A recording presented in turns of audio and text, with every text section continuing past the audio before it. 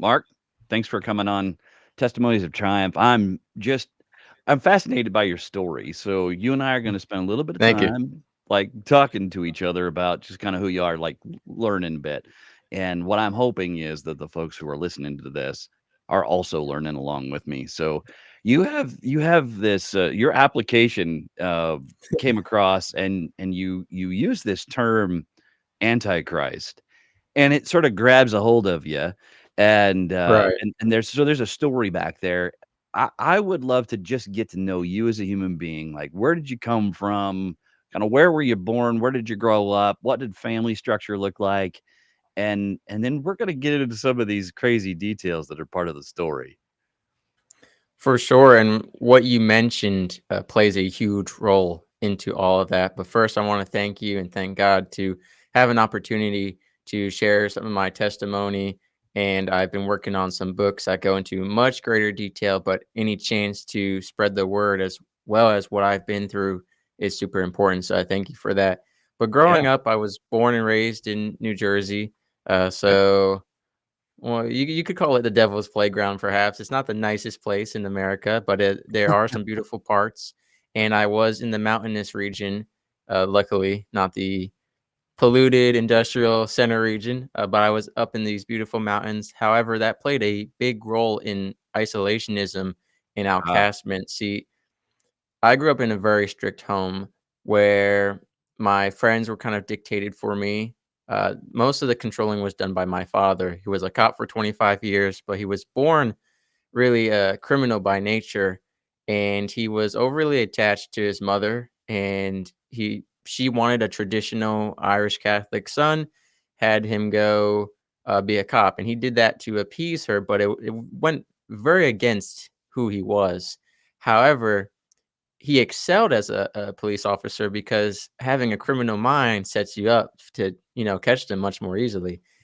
However, being a cop also allows you to get away with a lot more and know how to get away with a lot more. sure. So this played a big part into my life because I grew up in a town that there was pretty decent crime rate, wasn't the nicest area. And, you know, I had gone to a private Catholic school for quite a while, and when that shut down and it was a corrupt place, I didn't care for it very much, and that plays a part too. When I went to public school, it was a big transition, and I was like, "You know what? It's not that bad." The very first day I had made friends, and I went home because they had it he said, "Hey, come hang out with us. You're the new kid. We're gonna show you around." I was like, "This is great."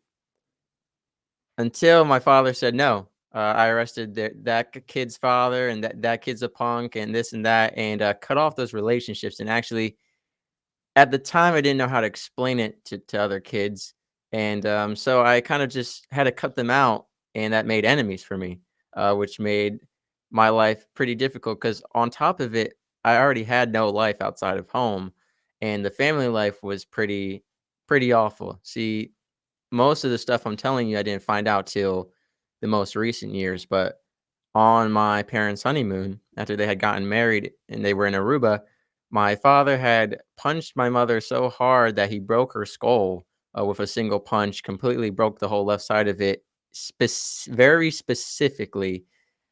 Normally, if he had been an inch to the left or right, it would have killed her. He hit her in a special spot that would cave in her skull without killing her, but and without needing, whatever type of medical attention. And she was, trapped in a foreign country, so that made the timing very convenient. Didn't know anyone, couldn't get help, and was stuck with him. And so, the doctors really commended my mother for being able to fly back because her skull had such an open cavity in it. They said the pressure change and the pain she Oh, must have yeah. been in on the plane ride back. She had her hair covering that side of her face so no one could tell. Now half of her face is made out of metal plates. And they said it's the architecture and the construction of whatever mysterious doctor did her surgery. It's astounding. However, it was not permanent lasting. So it's been 20, 30 years now, and it's kind of as my mother's skull and face has Yeah. shifted with age, the structure has not, and it's actually causing her some pretty bad medical conditions. And I never knew this until most recent years. what that set up in my life was my mother living a life of fear of domestic violence and abuse and financial bondage as well. And then, once she had the kids, specifically me as the first child of this marriage, it was where do I go? Who do I turn to? If I go to my family, they had told me not to marry this guy. They didn't like him. Now I'm a fool. And my message to any women out there, or men, it happens as well. I think with family, what I've seen that my mother didn't feel in her heart was, if you make a mistake like that, if you marry the wrong person, or you end up continuing a toxic relationship despite their warnings, what those people want isn't for you to suffer in silence. They want to help you, and they may be frustrated with you because you didn't listen to them. Trust me, I've had friends tell me about some of my relationships in the past, and you know what? Maybe they'll give you a little "I told you so," but at the end of the day, they're gonna help you out. And so for any women, especially in domestic violence or relationships, and you're worried your family's gonna mock you and turn away from you because you had chosen your partner over them, I highly encourage you to seek help more than anything. And so I don't wanna hog the mic too much, so if you have No, anything to I just interject there. I would I'm still sort of back at how you can go on a honeymoon and beat on your wife. The one that you just stood up in front of God and Right, everyone and said, "I take this person," right? And it's right. certainly not what you and I would imagine would be a healthy To protect, relationship. to provide. So so that sort of plays into the control that's going on in the household as I'm sort of hearing it, right? Yes, Is you have somebody yes, who gets body checked right when things are supposed to be the best of their entire relationship. They go off into the mountainous area of New Jersey, away from society, and then they continue with a lifestyle appears to continue to shelter the right. core family unit from the rest of the community, I guess, maybe to continue to keep control? Is that kinda where you think things came from, or is So there something else? so that's interesting. I'm still trying to I study my father's psychology every day. It's Yeah, very interesting. We actually had he was drunk talking about some stuff with the rapture and the select elite, and we get into religious battles all the time, which we'll get into later on this yep, episode. But the just to give a little more level of the control, first off, you need to understand that my father was a narcissist, a gaslighter.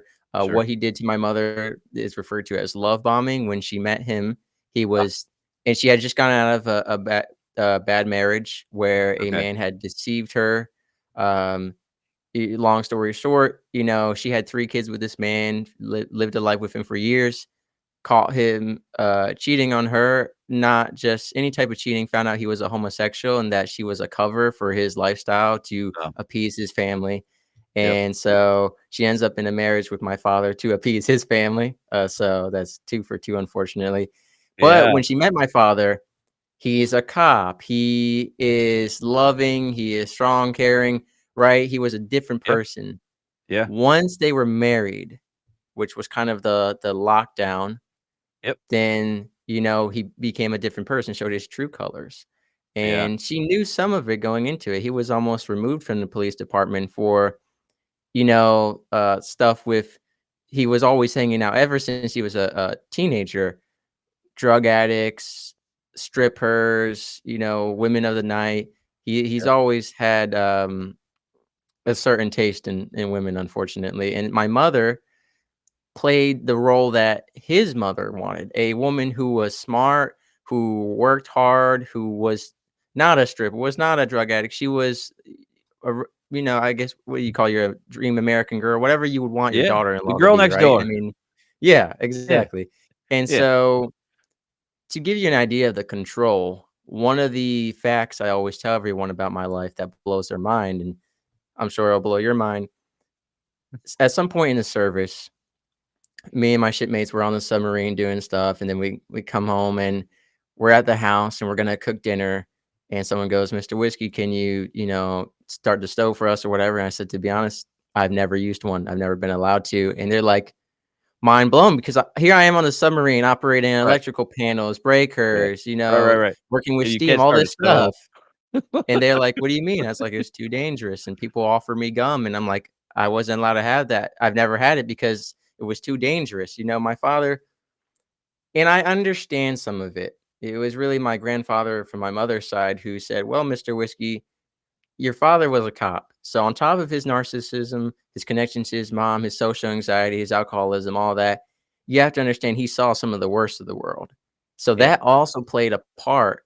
And him being a criminal, and especially if you hear the stories of his youth about killing animals, about vandalism, about crimes, you know, he knew what people were capable of. And there is some level of fatherly love and protection there in sure, its own twisted way.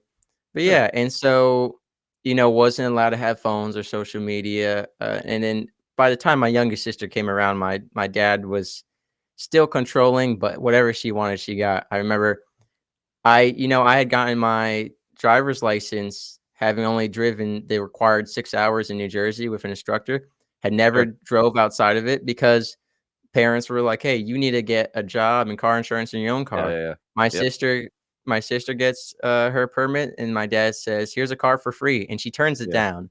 So, Ah, her and I have beef over that. She turned down a free car from him.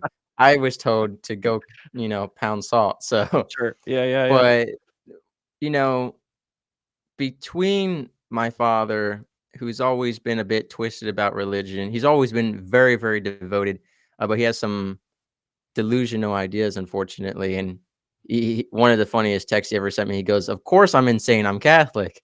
And Ah, I thought that was hilarious. But you know, the private school I went to, unfortunately, this is an issue I found with a lot of religious institutions and churches. A lot of people between the age range of like 15 and 35, Gen Z, millennials kind of range that I've had on my show or that I've worked with have all expressed a mistrust or disinterest in the church because they were told, not taught. And it was a lot of judgment, a lot of the law, not a lot of grace, not a lot of love.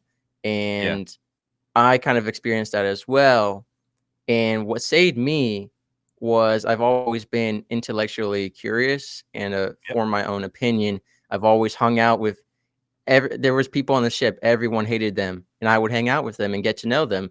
It was the same way with religion. I had these all these people saying, this person in the church hurt me, or this priest did that, or this is just judgment.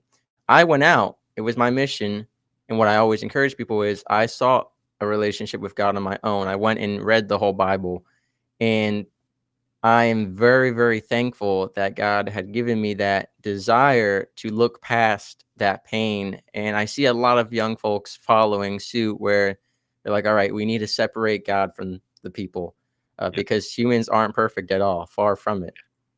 Yeah. And so that's if you want to go ahead. Yeah, I was just gonna say that, extra grace is required, including in church, right? And Yeah. we're all sinful, every single one of us, and we just because we like our own sin better than we like somebody else's sin, doesn't mean it doesn't exist. It just means that Right. we're comfortable in it, and we're uncomfortable with somebody else's. So, let's figure out how to get uncomfortable a little bit with each other, and maybe have part of these relationships. As you're talking about this story with your family, you also had indicated that maybe you didn't really know the truth until just not very long ago. What Right. what what does that mean? What happened? So growing up, I never knew about the domestic violence incident, which is one of the Okay. biggest secrets in the marriage. And Yeah, growing up, our family was relatively happy. I was always unhappy. I know my siblings were pretty unhappy. Mom and dad fought all the time, but we still ate dinner together. It always ended in fighting, but we would have dinner together. We went on vacations. We watched TV together, right? But yeah, I was always unhappy because there was always fighting. Every day, someone was upset with someone. My parents and children want to be seen, not or heard, not seen, and they're often just seen, not heard. And so my parents knew I was there, but they wouldn't listen to me. And one of my recent episodes, we talked about parents making room for children with big emotions. I've always been sensitive. I've always been very caring, very emotional, and I talk in my book about some of the things my mother has said to me, some of in some of our fights, that she has threatened that I will die alone, a bum full of regrets. No one will ever love me. I will never write a successful book. No one will ever want to know my story. Worthless son. I have a list Yeah, because I yeah. was a spiteful petty kid. I wrote down everything she ever said, her and my father. That was Making a list on mom. awful. Yeah, I keep which it's interesting, at my life. In the past year, I have really started my journey of faith on a much more complex and powerful level than ever before, and through that, I've been able to forgive my father, yet I can't forgive my mother, and that's what I'm working on, which we'll get into, because my relationship with my mother was also pretty bad because, you know, my mother was never able to be herself because of the stuff with my father, but I Sure. never knew that growing up, and then around my freshman year of high school, my father retired, which is a big change for a law enforcement person. He Yeah, did 25 years. for At the sure. same time, his mother, whom he was overly attached to, passed away, and he had seen her every day, multiple times a day. Wow. And Wow. yeah, so it was a big transition, and my father, between social anxiety and then the sleeping disorders from law enforcement, had started using alcohol to help him sleep as well as just deal with the world. Yeah. After his mother passed, my grandmother, you know, that just spiraled worse and worse as I went throughout high school, and I was kind of the person who dealt with it the most because I was the oldest, I was his only son, so I was his entertainment, his education, every with Yeah. he got no hobby, no second job, right? Once he retired, it was just me and him doing whatever he wanted. He would ask me and my sister, like, "Do you wanna do this or that?" We weren't allowed to say yes or no, it was, "We're gonna go do it with him."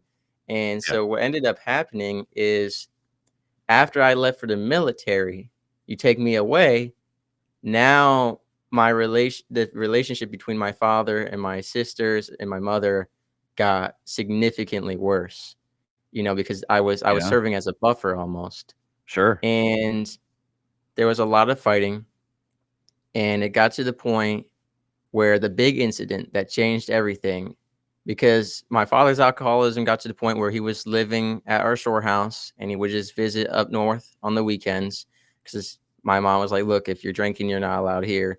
Yeah. And he respected that, but they were still seeing each other.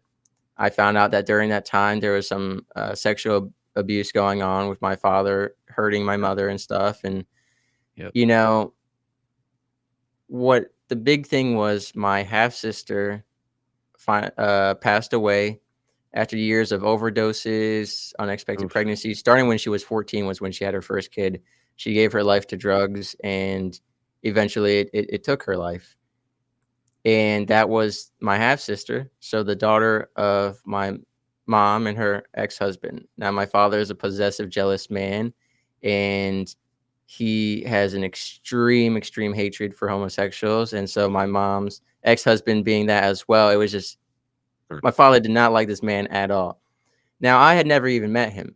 Yeah. I was in the service. My mom calls me one day, sobbing, sobbing, and her and I didn't get along much. We had fought off and on. I was often placed in the middle between her and my father. So throughout my Sure. whole life, I've had to choose one or the other, which Yeah. isn't really fair to me. And it's made my relationship with both of them complex. But she called me sobbing because she had no one else. Part of my mother's life was she wasn't allowed to have friends either. So she didn't have anyone except for my father, whom, she couldn't ever talk to him about anything. And Yeah. what ended up happening is they cremated my half sister, which I don't agree with, but that was their choice. And the my mother's ex husband had jewelry made uh, for everyone, including my mother, that had my half sister's ashes in it. Okay. And my mom calls me and she goes, "He came by the house yesterday." This was when my dad was at the shore house to drop that off. He came in for 15 minutes, just, said his condolences and gave it and left. She goes, "I haven't told your father, but I feel really guilty having had him here and not telling your father." Yeah. uh, XYZ. So you can see where this is going. And Yeah, so she ended up telling my father because, it was the right. She regrets it, but everything happens for a reason. We know that, sure. Yeah. as believers especially. And my father, showed up, drunk, trying to harm my mother, and she had to get the cops, and this ended up in a restraining order. He had killed some of the pets we had growing up. He's talked about some of the people he's killed in the past, supposedly. And my mother lived in fear. I mean, half her Yeah, face is made out of metal already, right? yeah, I So, was gonna say he made an impression, right? I mean, how could you not right, live in fear after that? I mean, right. geez, that's cool. And That's he, horrible. and he's he has a lot of brain damage now from drug use and drinking, but he's always just it's irrational. He cannot think rationally, and he always goes, "That's my wife. I love her. Why would you think that?" And he goes, "Oh, that was one time." So talking to him, it's you can't ever talk to him rationally. But Yeah. he had that look when she came home and he was on the porch, arms crossed. He had that cold. He's a scary looking man. I mean, he is a powerful man. They said the punching power he has is on par with like Conor McGregor and stuff. I mean, he Wow. collapsed my mother's skull with one punch. Yeah. And we found out most recently for years he was on testosterone booster and steroids and stuff. And so Um, he was never a big guy, but he was just, you know, super strong and aggressive. He was already sure. naturally aggressive. And he claims that I that he and his cousin all have an extra Y chromosome, making us extra aggressive males, extra testosterone and stuff. And I've never fact checked that or anything, but regardless, he's always been such an angry, aggressive person. Well, Yeah. that led to a restraining order, them living separate. Eventually went to court for a final restraining order, which that whole process was such a mess for me, and meanwhile, I'm off doing my own military journey. I've Sure. got suicidal shipmates I'm trying to take care of. I'm trying to fight my own battles with depression and suicide, and all Yeah. my free time is on the phone for hours with mom and dad, arguing with both of them. Yeah. It really took away from my life, and dad kept showing up drunk, to court, made scenes. Well, one day he falls down the courthouse stairs and cracks his head open and gets hospitalized. I take emergency leave because he's in the hospital with 20 times the amount of alcohol to kill a human being. They said they don't Wow. know how he's alive. They asked if I was praying the rosary. I said, I pray for this man every day, all day, just to Yeah. just to sustain his liver because Yeah. 20 times. I mean, he set a record. Wow. Wow. And that was he and I had fought about demons and angels and religion a lot on the Sure. phone. After once I entered the military and I met some great religious men who helped guide me in my faith because of my damaged past with the church and Sure. my father. Sure. I had started reading the Bible on my own, and my dad is very much a cherry picker and in the Ah, terms of uh, weaponizing quotes out of context and this and that. And I grew up in he's a very house like that. I get it. yeah Like, "Hey, I got a verse over here." Like, wait, hold on. Just like, can you read, like, the whole thing? Because if you read right. the whole thing, it makes more sense, but are you using this against me? Is that what you're doing? Yeah, it Is was that how very life was? weaponized. Well, I'll give you a perfect example. The other Yeah. day, a couple months ago, he goes, "Mr. Whiskey, look, I'm a good man. I'm going to heaven guaranteed because Jesus said a good tree bears good fruit and a bad tree bears bad fruit. It is not possible for a good tree to bear bad fruit." Now, Uh, most people he would have fooled most people sure. because when you think of a fruit from a Yeah. tree, you Yeah. think of its offspring. Yeah. Now, just side note, my father calls me his batter, his fruit of his loins. These are the things Sure. he call his Sure. batter, Yeah. Yeah. his pottery. Yeah. So Yeah. his fruit, right? Yeah. And I said, "Well, Dad, you'd get me if I wasn't a avid Bible reader, but here's the thing. That was in the context of false prophets, and the tree represented a person, and the fruits actually Jesus is referring to is their actions. So your justification that if my kids are successful and good people and my son's religious, well, obviously I must be going to heaven." I said, "No, no, no, no. No, that's not You the way you it only works. you would have got someone. You didn't. You're not catching Mr. Whiskey off guard." Yeah. But there's been a lot of examples like that, not just in my life, Interesting. but we see Yeah. it everywhere, especially Yeah. online. Oh, yeah, Well, you and I see it all the time. This for sort of sure, manipulation of what especially the with social text says. media. Yeah, social media is horrible about it, yeah. Anyway, I'm sorry, I didn't mean to No, interrupt, no, so no, go by all means, and, this is an interesting topic I've never shared or discussed with anyone. He kept talking about this demon named Belial, and you can look up this demon's name, whether it's real or not biblical, I've gotta research further, but he was saying that he calls him his old friend, his buddy, the morning star Lucifer, and I remember one time he said only, the best friend of Satan can call him, these certain names that he was calling him, and he's like, "He assigned Belial to me," and he believes that he's one of the elite chosen ones, and that's why the devil was really after him. And he also believes he always quotes, "I have a mouth that can bless and curse." It's not it's I don't choose this, but he was laying down in my lap talking about demons and suicide, and he kept asking me to kill him. My father begged me over and over again when I was taking care of him to take his life. He said, "Look, we're Italian. We put down some sheets so we don't make a mess, right? We're respectful people. We're Italians. We don't leave a mess when we commit suicide." And I learned about the Italian culture, I guess. I never knew any of that. But he goes, I remember it was so bad. okay. We yeah, we went in the store. I was helping him get food and groceries because he was bedridden, and he went to the store with me, and I was like, "Dad, they got the ice cream you like on sale. Do you want ice cream?" He goes, "I want a Glock. I want you to put a Glock in my head and blow my Mm, brains out." And I was like, "Well, it was Rocky Road or Peanut Butter Swirl. I wasn't Glock yeah. wasn't an option." But Yeah, they that didn't have it was in the case. yeah, they didn't out of stock. But that was a very emotional, I uh bet. it was a mess, it's to have my father, a grown man, crying in my lap, begging me to take his life, talking about all this Satanism and stuff, and it's very interesting for me to see believers who are afraid of the enemy or the enemy's forces, which isn't the life we're called to live, so, I always found that very ironic that he's so religious and so believing in all of this, yet he's so scared, so believing of the power of Satanism, but I really think it's an excuse most of the time. Oh, sure. And then fast forward, like I said, you mentioned the Antichrist, there's text Yeah, messages that stuff like that. Mr. Whiskey, I was the demons begged me, Satan begged me, name your son Damon, or Damien. Damon, yeah. Yeah, that all this stuff and that I can't escape it, and just all of this gaslighting and arguing, and I was they say, like, the word is a sword that we must keep in our hearts at all time and all of that, and I'm very fortunate to have had that, like I said, intellectual curiosity to study the word and to be prepared with it. The only way to win these biblical battles with my father, is by having the word To be ready. ready. And s Yeah. yeah.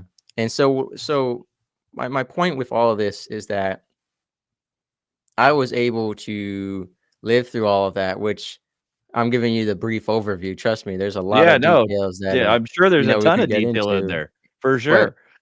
whether your life has been as messy as that, or maybe it's just the church where you're at in particular is not following the Bible accordingly, or you have a preacher or a mentor or a family member who's twisting the words, like we said, we've seen it a lot. Mhm. I think it's very important to look past that. I think for two reasons. One, for the salvation of your soul, of course, to actually know the truth. Two, to hopefully help them, to hold them accountable. Yeah, And I want to warn you with holding them accountable, you must be disciplined with the word because it is, I'm going to paraphrase what is written. Be careful when holding others accountable for their sin, lest you fall into temptation and sin as well. yep, If I was not properly prepared, I could have my father twist my words up pretty easily, or I could end up believing some of the stuff that he talks about, or not just my father, but any church. And, you know, I do believe my father is a believer at heart. I do. But I've met people in my life who play a lot of Christian music and they go to a lot of worship sessions and they know a lot of the word, but they abuse it. I actually, one of the big figures in my life, spiritually, was this woman I met who would commit, I don't want to say crimes, but she would commit things that were immoral or do things and just say, "Well, God loves me," or "God's allowing me to do this, therefore, obviously it's okay." For example, we were attending a conference, and I had paid a couple $100 to be there, and she just didn't pay. She just used me and then other tactics to go for Yeah. free, and Yeah. her excuse is, "Well, God allowed it." And I think that's one of the biggest things I preach on, and one of the biggest conversations I always have with non-believers is, why does God allow Satan to live? Why does God allow evil? And one of my social media posts and sermons that I hosted on one of my shows was the problem of asking that question is it's often not from a place of intellectual curiosity, but a place of accusation and justification, wanting to not be held accountable for their actions of choosing evil, but rather just blame God for allowing the options in the first place.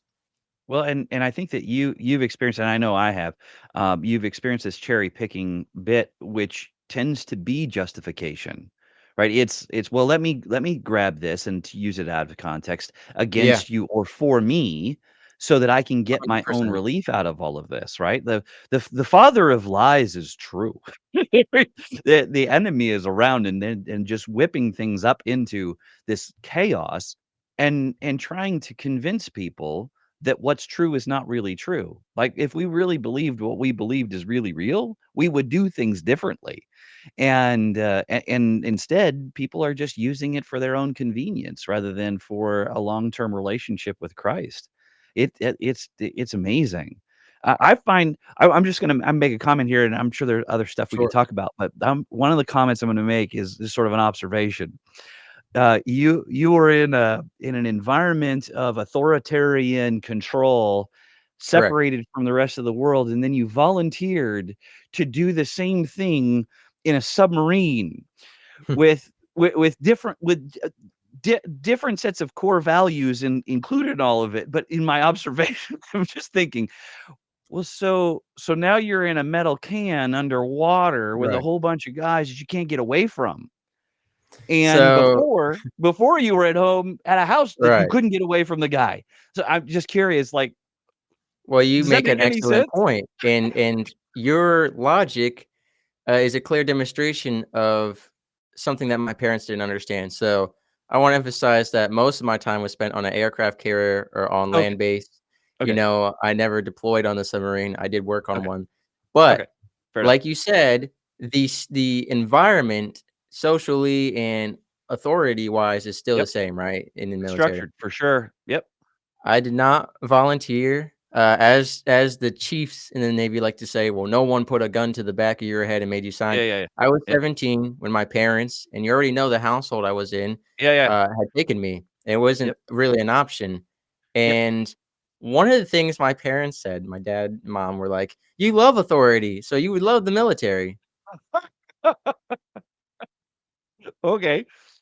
And I was like, "Okay, I was Yeah, like, "No, I I don't." They're don't like, "Well, I you get I don't along with." really. Yeah, I was like, I don't. I don't know where you got that idea from. You like structure and routine. You like having a fixed schedule and all this Yeah, stuff." And long story short about my career, basically, growing up, my parents were always doing everything to prepare me for the Coast Guard Academy. My father knew okay, people in government to get letters of recommendation. They were trying to pay for me to go to these summer camps to do these programs, XYZ. And I just didn't wanna do that, that wasn't me, but yeah, and that was a huge, falling out. They were like, sure. "Oh, what do you mean? When you were 5 years old, you saw a Coast Guard helicopter go across the beach, and you're like, 'Wow, that's cool, I wanna do that.'" I said, "Yeah, I've also said I wanna be an astronaut and a cowboy and all this stuff, and I've That's achieved right. most of those, but, That is a I whole just long list of things that I we was all like, said we yeah, wanted to do when we were 4 or exactly." 5. Oh, But man. at the end of the day, what I will say for anyone who was quote forced unquote into the military, well, if it was to appease your parents, and not even just the military, but any career, a lot of us end up trying to live out our parents' dreams because they failed or couldn't do them. My Yeah, mother wanted to be a Marine. She had a perfect okay, gunmanship score. And, you know, I as much as I didn't wanna do it and as upset as I was, I understand why I went through that because, God has taken me places from there, and I met people there that have changed my life, and if you're I'll encourage you first, if you cannot do that, if you can do what you want, chase after that. But if you're already stuck in a career or a lifestyle that wasn't of your choosing, I've been there before. It was some of the worst days of my life, but there's a lot that you can take out of that, and I would urge you to pray for God to use as much of that bad experience as He can to help other people and to ultimately lead to your most prosperous life. Yeah, and in sort of reflection, one, thank you very much for your service.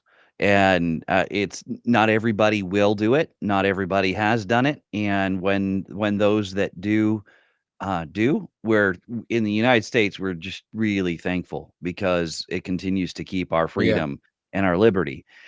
The other observation is that maybe the structure that was at home and the structure that was in the military was just not foreign, and that meant that you were able to adapt, and good for you, because I think that what you found was a community around you that would support this desire, quite. I right? see. Go I ahead. think I feel a bit of the opposite, to be honest, Do you? because Good, okay. I think I would have had less quarrels with the leadership and authority in the military if I had not already been subject to it for so long. Okay. Because what you have is now my adulthood, which is supposed to be freedom, is just now a Sure. continuation of what I had as a child. Yeah.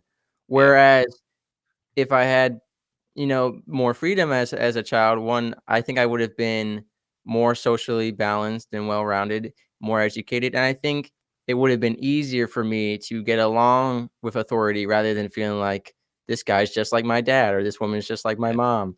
And it certainly wasn't the case.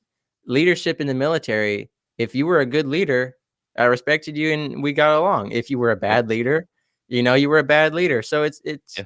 less to do with the structure and more to do with the people. And I think with the military, it's kind of like how my father would use the Bible to justify actions, how that woman would justify her actions with the Bible. I had a master chief who said, "Well, I don't need to explain myself or justify myself. I have an anchor with 2 stars on my collar." That's right. What happens is the positional authority, the ranking system is then Yeah. used to justify the mistreatment of people. I've seen leaders do awful things. I've seen Yep. them push people to kill themselves because they wear an anchor or a certain amount of chevrons or a gold bar. It's Yep. it's truly a abuse system. Yeah. You said something a little while ago that I just wanna come back to because I think it's important. It's certainly important for me as I wanna understand it a little bit more. For You sure. you almost threw away the line that you've forgiven your dad, and, and for people who have been in very challenging relationships with their mother or their father, who have seen abusive relationships, Mhm. physically, emotionally, mentally abusive individuals, uh, they have a I know for a fact they have a real challenge in forgiving Right. the individual, and I wanna know a little bit more about what that journey was like for you and ultimately what that really means at the end of the day. So for one thing, this that happened before I even finished reading the Bible, and there's a lot of the Bible I read now that would have made it easier. So I highly encourage y'all to definitely read the Word. But obviously, reading the Word and it says that life is short or forgive people, it doesn't make it easy. I understand that. Yeah. For a long time, I couldn't forgive my father. At one point, my father and I actually were going to fist fight to the death. As crazy as that sounds, it got to that point where it was going to happen, and I didn't care, and he didn't care. And I've had plenty of nightmares about my father. He's done awful things to my mother, to my sisters, to me. He pushed my one sister to the brink of suicide, and really negatively affected her military career because of the things he said and done. And it was a bit easier for me because of his alcohol use and drug abuse, but at the end of the day, and I'm sure a lot of people feel the same way, that wasn't enough for me to say, "You know what? His brain was damaged, or he was drunk, or he was on drugs," because here's the thing, a lot of what he did was done sober. A lot of Mm, what he did, he chose to do, and one of the big debates we've had on my show is because all the professionals say alcoholism is a disease, and I understand that, but I have a lot of I've people use that as an excuse, especially, absolutely. alcoholics and stuff, and I've Yeah. had a lot of people on my show talking about addiction and abuse, and it was ultimately a conversation with Johnny T, host of Refuge Freedom Stories. He's a former nuclear operator and minister in Canada, and I met him at Podfest Orlando, and he kinda ended up he's now my father figure in my life. I never had a Oh, good one. I yeah. actually often latched onto negative examples of father Sure. figures that were like my dad, uh, but not like him at the same time, and so, unfortunately, I kept finding bad mentors, and then I found a good one, and then I had more bad ones, and then I think I've talked to my show with experts about the comfortness. A negative father figure was much more comfortable and more likable to me than one who was holding me accountable, one who was, showing me true love or doing good things. Doing the right thing is very difficult. It's a lot more difficult, and I'm thankful that I haven't I could be just like my father and his cousin and live a wild life, but and it could be a lot more fun and easy, but he and I have chosen different paths. And when it came to forgiving him, Johnny T and I were talking, and he had basically the same situation with his father. And he talked about his journey of ultimately forgiving his father. And he told me that I needed to do it. And, we left that phone call, and it's not like I just called up my dad. I'm like, "You know what? I forgive you." I was like thinking, that's easier said than done, Johnny. A Just lot like the easier people than listening to that. me right now, it's like Yeah. I was like, how do you do that? And at the end of the day, it comes down to I recently read the book of Ecclesiastes, so I keep quoting it, but life is hevel, hevel being the Hebrew word for mist or vapor. At the end of the day, life is short. At the end, what matters is God and my dad's soul, wherever it goes. There's a lot of people who have a lot of opinions about where my dad's soul should go. And when I Sure. was a kid, I used to say, I hope you burn in hell for one day for every cent you spend on alcohol. He spent, uh, I did the numbers once because he drinks a whole bottle of vodka a day in addition to other stuff.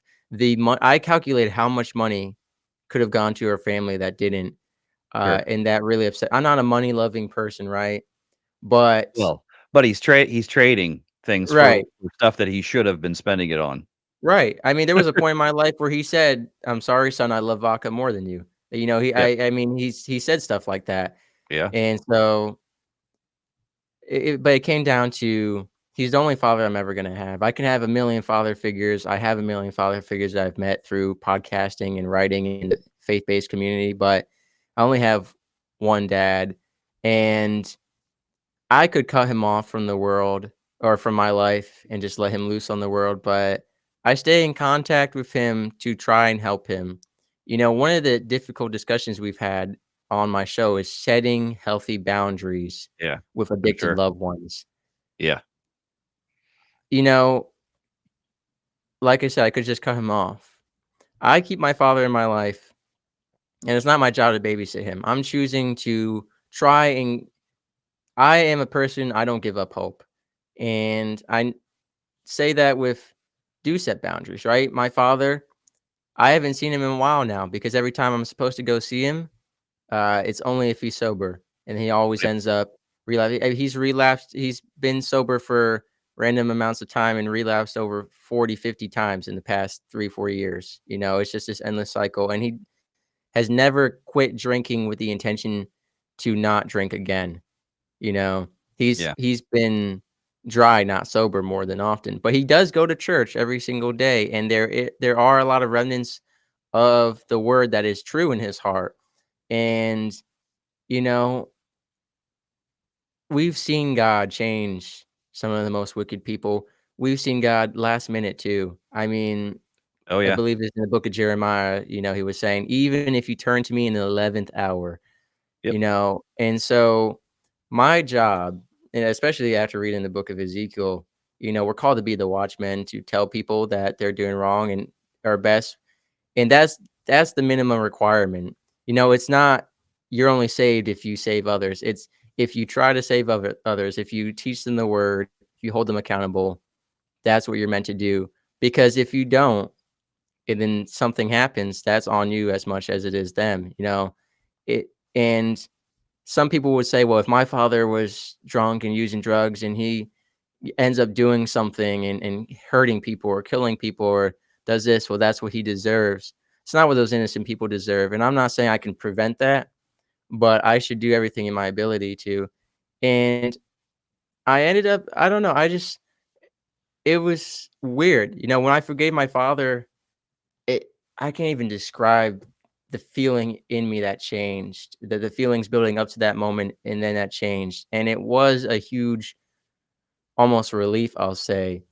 My Liberty, mother, isn't it? it is, and, there is love, and look, I still hold him accountable. There's times where I won't answer the phone from him. There's times Yeah. where and I'm firm with him, and you know what?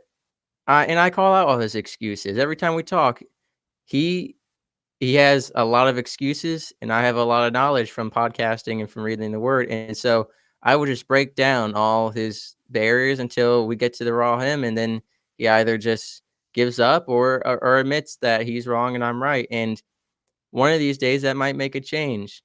My mother, on the other hand, was always sober. So my father, like I said, it was a little bit easier because of, he now Sure. has brain damage. He has issues with his mother. He has the drugs, the alcohol. He has the Yeah. Bible twisted up. With my mother, there's no excuses. So it makes it a lot more difficult. And my father has twisted religion on me, right? But he's never done so to maliciously hurt me, really. It's just to get me on his side because he believes that we're different, right? He believes that he and I are the direct descendants of the apostles, and he went through the list of every name in our family and all this stuff, Yeah. right? Yeah. My mother said stuff, like I said earlier, that no one will ever love you. I when the first time I ever tried to commit suicide, the only person who didn't care, who thought it was funny, who uh, took it as a joke was her. She said stuff, "Worthless son, no one will ever love you. You're mentally delusional. You're ill. You've always had issues." My Wow. my father never maliciously went after me. My father, if anything, he's very grateful for me. I'm the only person left who still talks to him from my family, and he says every day he still says, "I love you, son," and "Thank you," and he does apologize. There's nothing from my mom.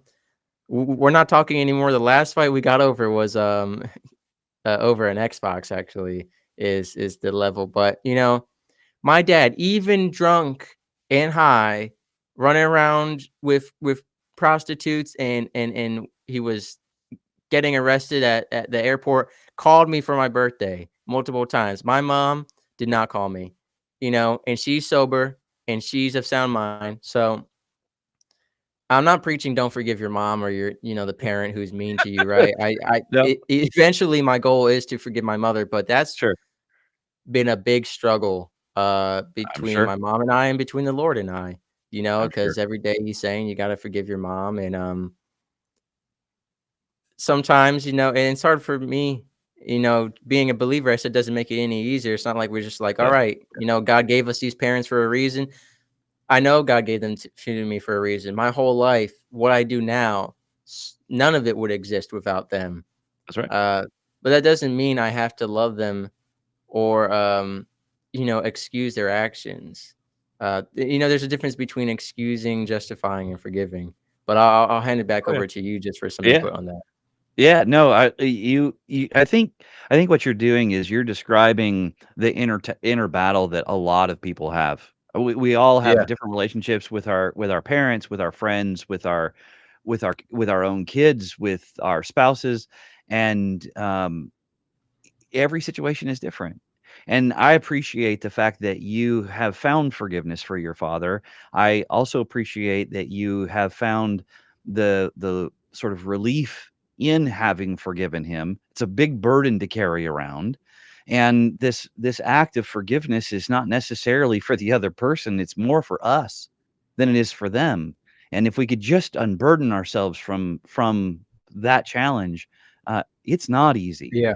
But on the other side, it's amazing. So I appreciate your boldness and your courage to come on and share this about your family and your experience.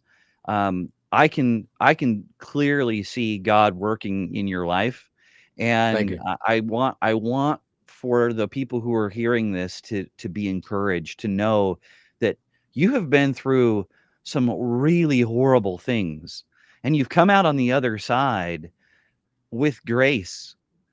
This forgiveness you're talking about, this is the definition of grace. It is giving somebody that something they don't deserve, and you're doing it, and it's amazing.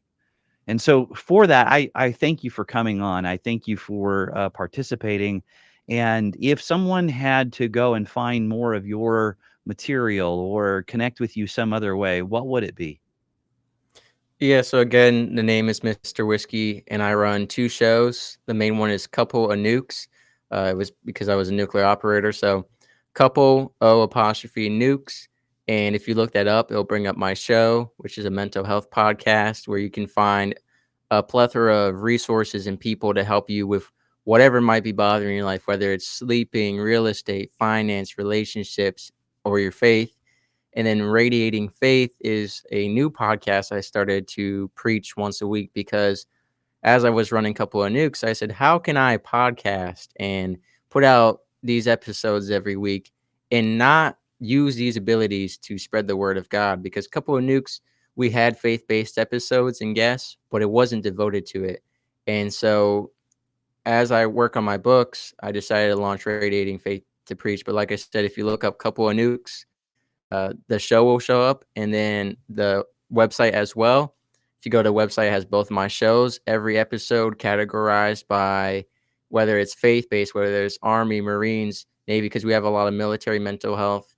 Yep. And we're launching a whole series on suicide prevention and awareness soon. And it's got every guest who's ever been on my show, all of their resources to help your life, and every way to contact me for all my social media. So That's amazing. I will make sure that those links are included in the description of the podcast videos, posts that we're making. And thank you again for coming. I really appreciate it. thank you for having me. Any, like I said in the beginning, any opportunity to help other people. And I hope the people listening, if this isn't for you in particular, it may be for someone you know. God uses us to spread the word in all kinds of ways. So reach out to the people around you.